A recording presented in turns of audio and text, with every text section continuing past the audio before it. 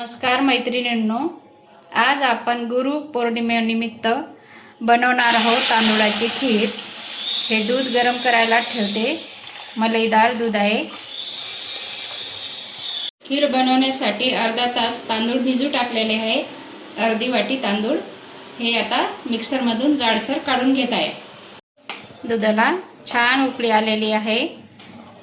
आता याच्यामध्ये आपण जाड करून म्हणजे जाडसर वाटून घेतलेले तांदूळ टाकू।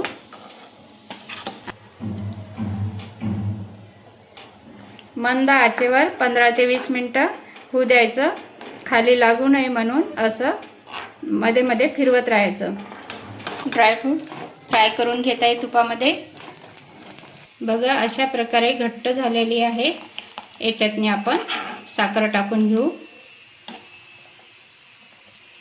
अर्धी वाटी साखर, तुम्ही जसं गोड हवं तसं टाका।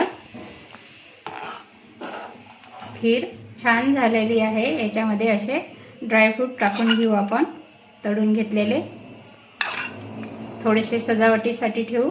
याच्यामध्ये कुटून घेतलेली विलायची टाकून घेते। आता आपली खीर तयार झालेली आहे। गॅस बंद करते। स्वादिष्ट सुगंधित खीर तयार आहे। गुरुपौर्णिमेच्या तुम्हाला सर्वांना खूप खूप शुभेच्छा।